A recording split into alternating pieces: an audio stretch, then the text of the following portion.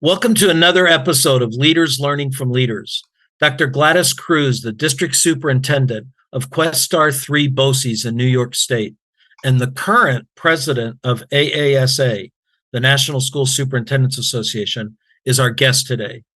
Dr. Cruz holds a PhD in curriculum and instruction and master's degrees in curriculum and instructional technology, as well as bilingual education.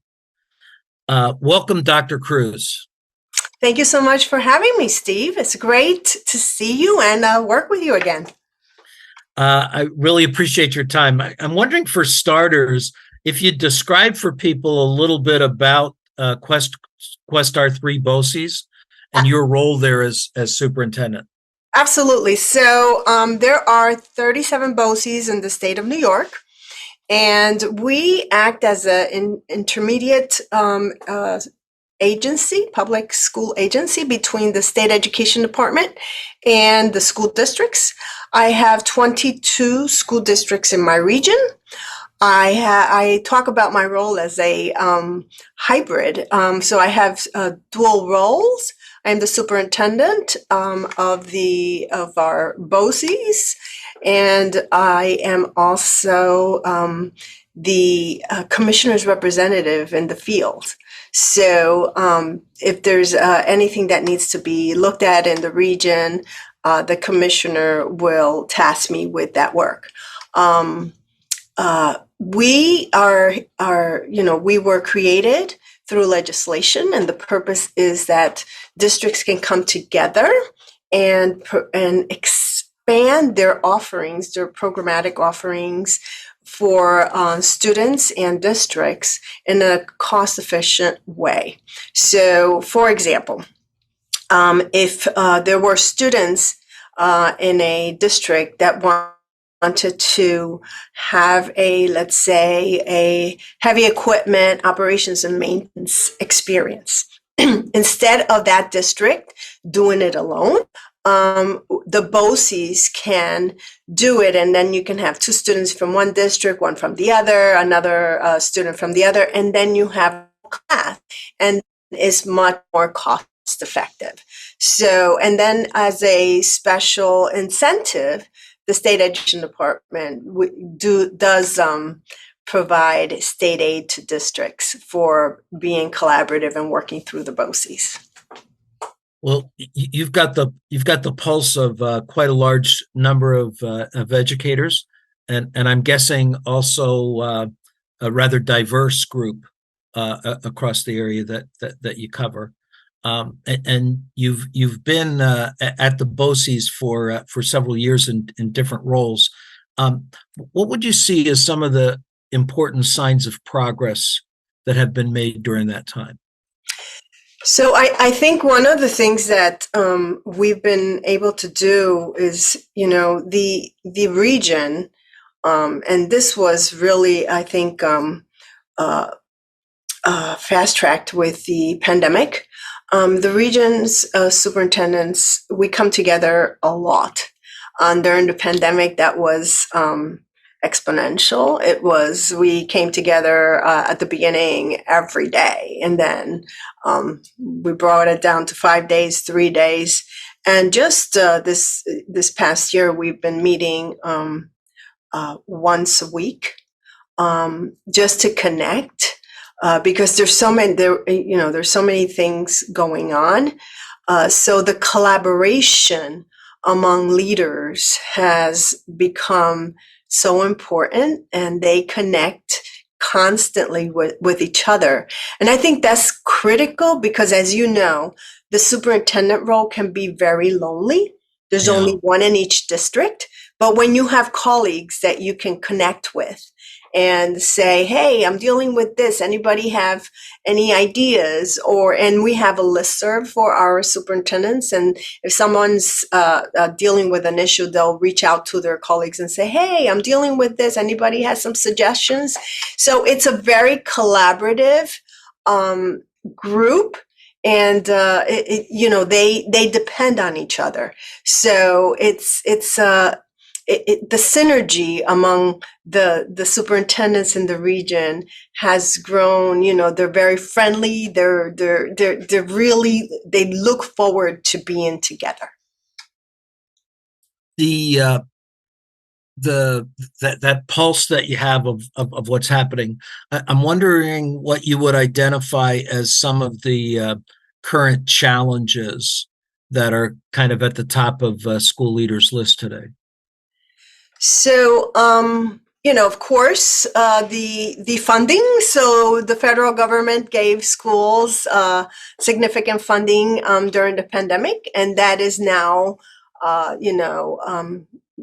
drying out. So how that's going to be replaced, and some districts, given the challenges that our students have faced over the last few years, mental health issues have risen, behavior issues have risen. They've had to put a lot of supports into the systems for that for that reason, and losing those funds is going to, and how you can keep some of these supports is a big challenge. And we talk about that all the time.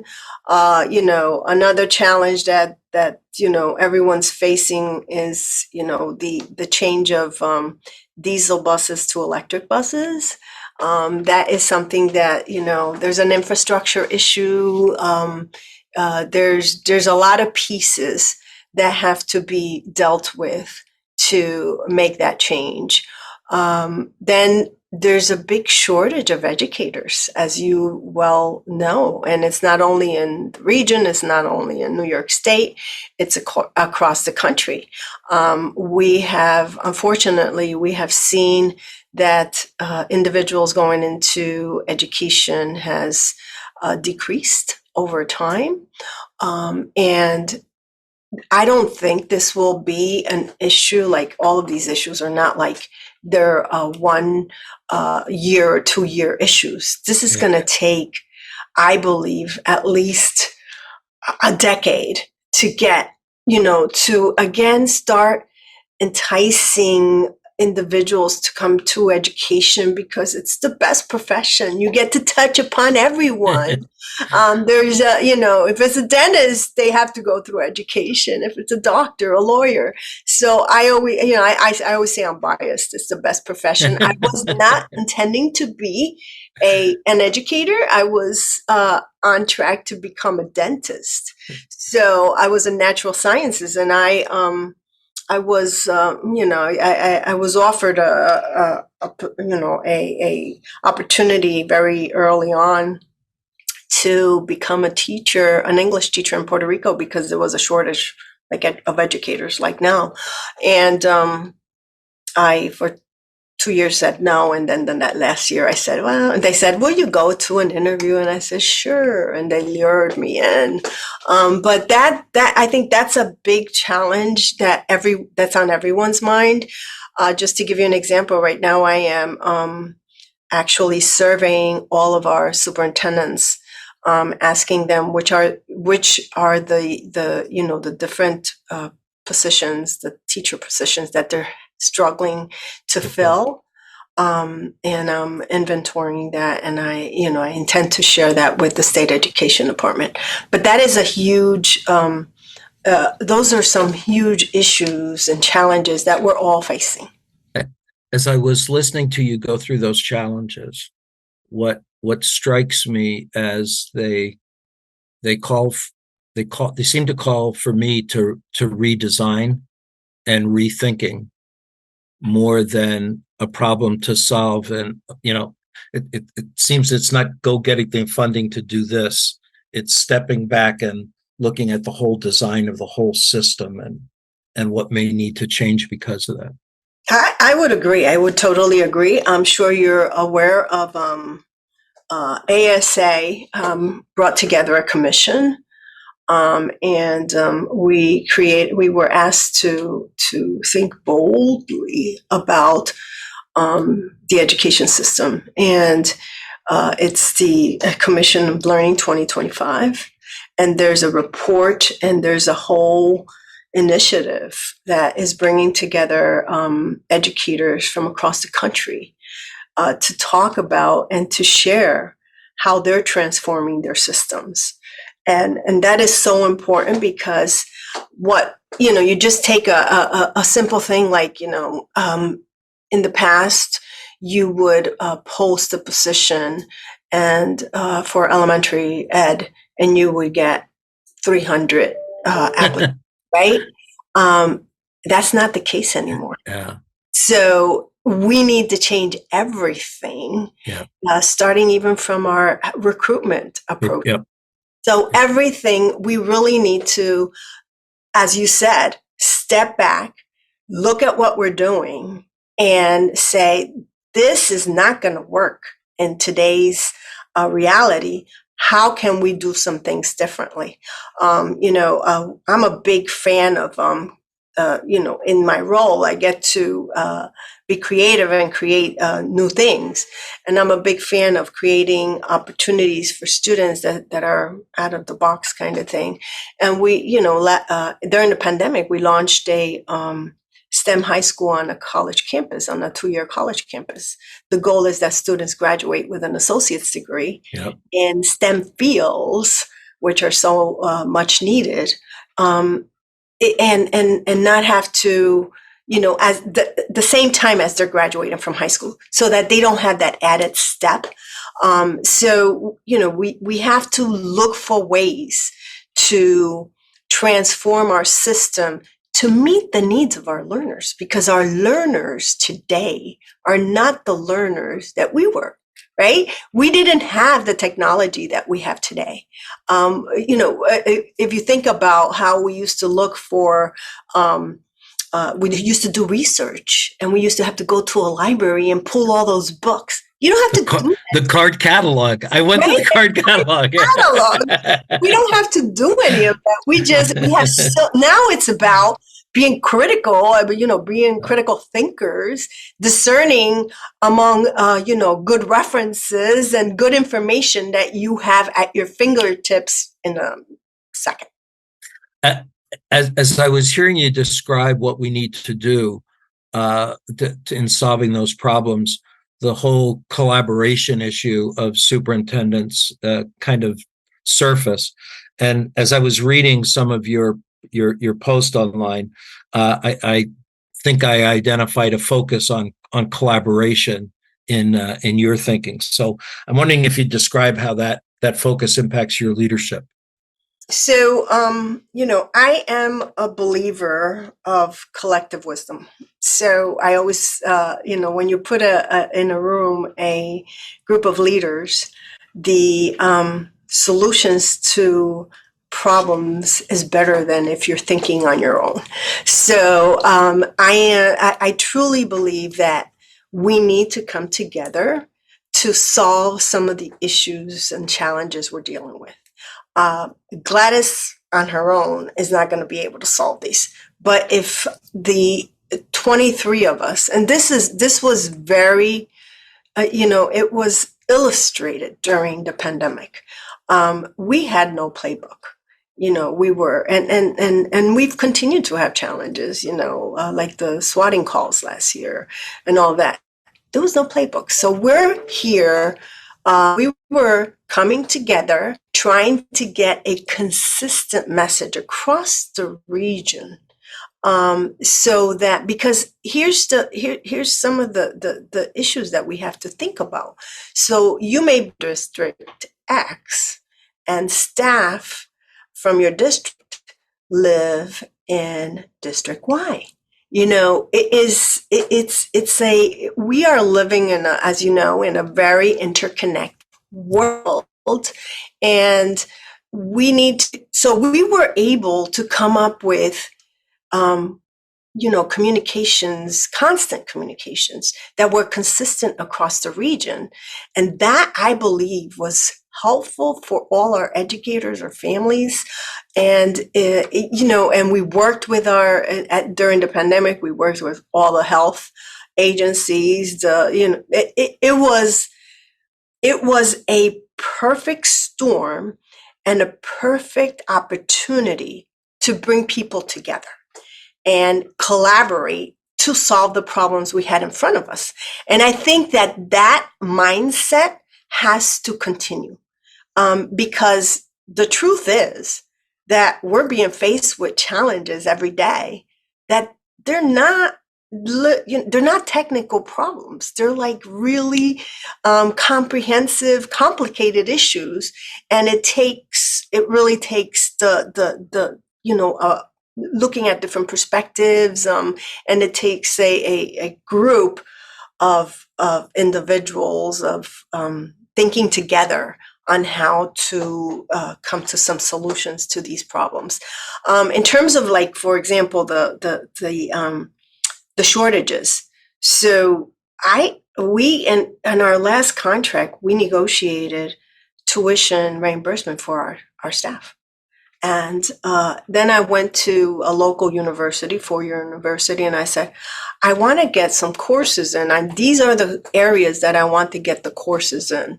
So we did micro-credentials, a series of 3 stackable micro-credentials for teaching assistants that would be interested in taking these courses to, improve their craft, and for the career technical ed teachers, because they come from the business, and they need to get certified.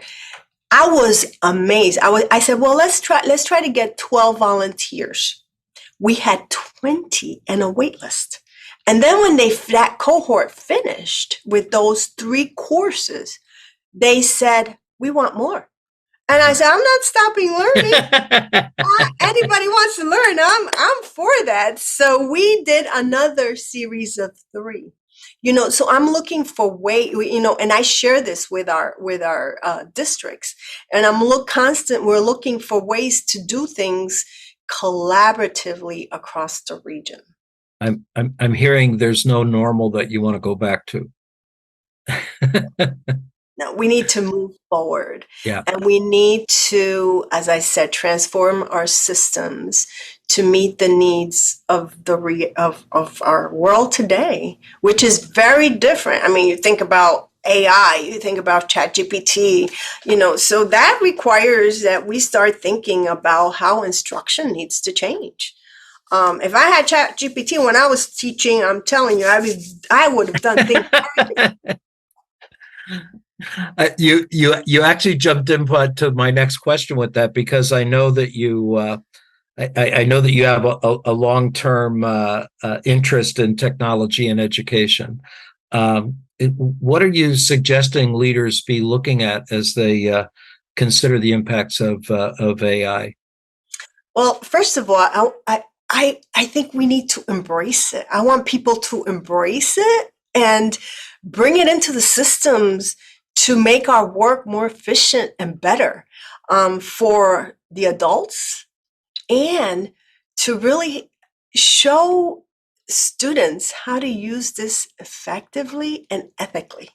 So I'm really interested in bringing this, and we've been doing sessions around what it is, how for this past year, I've brought Dr. Bill Daggett in to talk about this a lot to our superintendents and our education leaders across the region. But I want us to embrace it. We know about some systems that are shutting it down. To me, that's a mistake, because we all know that we're already using AI. It's in our lives. And if we have the opportunity to teach children how to use it effectively to learn, let's do it. It's just another tool. And and in terms of like teachers, I'm constantly reading around what teachers are doing, and I've read how teachers are using it and telling students to go have a essay written, and then bring it back to the classroom. Okay, how can we make this better? Then have the kids critique it. How to use it to help teachers give immediate feedback to children on writing. you could use this tool to your benefit as a teacher, as a professional, and then students. I think it's our responsibility to expose our children to everything that's out there and really teach them. My big thing is, let's teach children how to discern between, what a good reliable source is and how they need to really look at this, because they may get an essay that's full of fluff that's not true. But how can they figure out and find, what is not true in that essay? And that's where they need to become critical thinkers. They need to be able to discern good resources. They need to be able to figure out, let me look at this, at the source that this essay has in it, and say, they need to be able to do their own investigation. And so, but I'm a big fan of, let's embrace it and let's move forward, because it's here and it's here to stay. My stepdaughter is a doctor here in Italy, and she was visiting this weekend, and she jumped on to show me the site she's using to double check a diagnosis, come up with extra questions she might want to have asked, run a double, triple check back on combinations of medicines. I mean, on her phone as she's sitting there. So to not know how to manage and use that would be crazy, really. Yeah, I agree. I agree. And in every field. Yep. Every field. I know that in your role, you assist districts in your region in their superintendent searches. And I'm wondering what encouragement and advice you would have for new and upcoming district leaders. So, yes, we assist boards with superintendent searches. And, those who come in, I encourage them to connect with other leaders that have been in the role. So informally, we assign informal mentors to the new superintendents. I also encourage them to get a coach.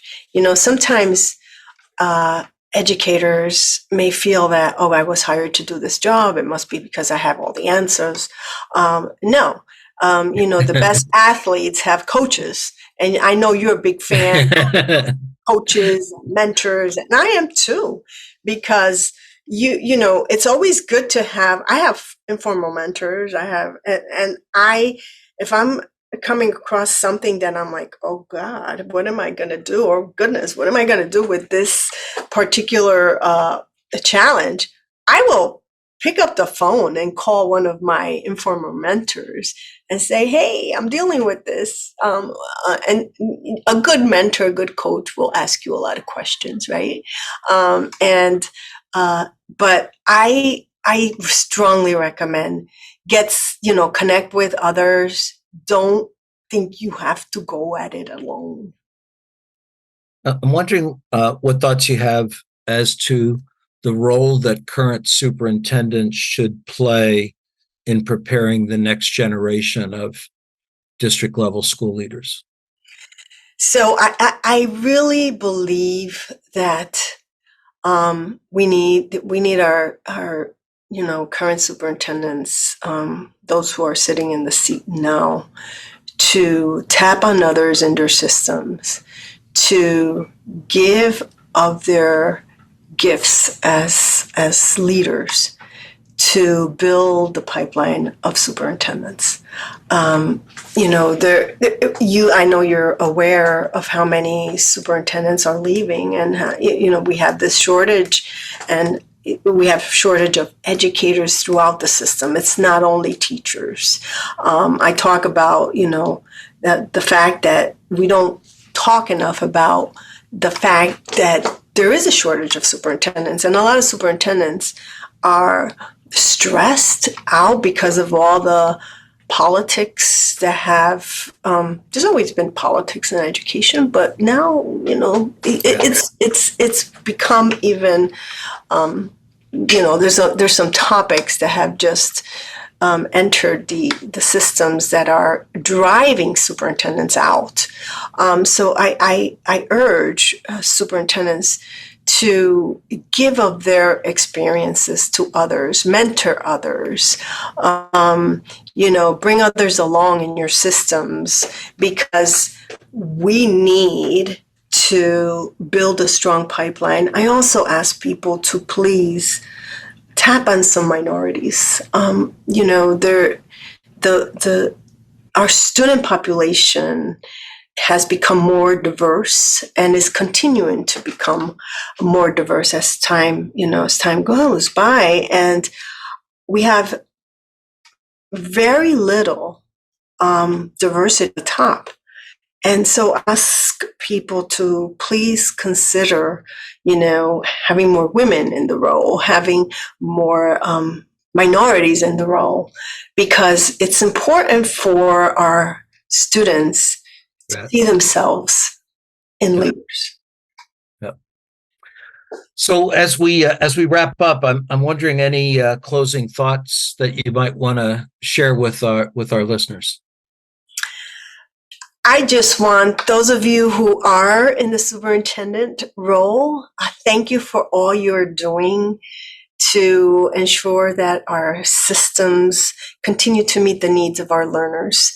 I know that it hasn't been easy the past few years, but reach out to others, reach out to other superintendents, connect with others.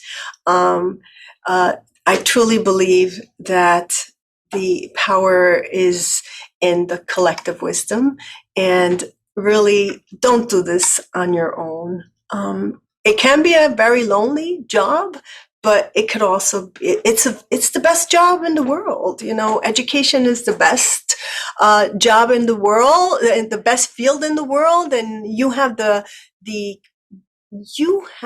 power to really influence what education will be for the learners. And so keep doing what you're doing, and connect with others.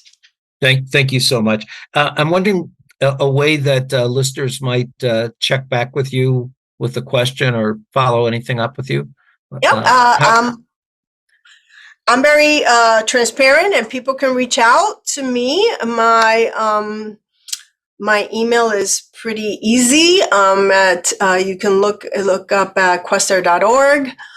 You can follow me on X at Gladys I Cruz, and my email is gcruz@questar.org. So please reach out. We'll list those in the lead into the podcast. Thank you so much. Oh, thank you. And it's been a pleasure to connect with you. Thank you so much. Always a pleasure. You have a great day and a great start to the school year there. Thank you so much, and take care and keep doing great things for schools. Appreciate it. Bye-bye. Bye-bye.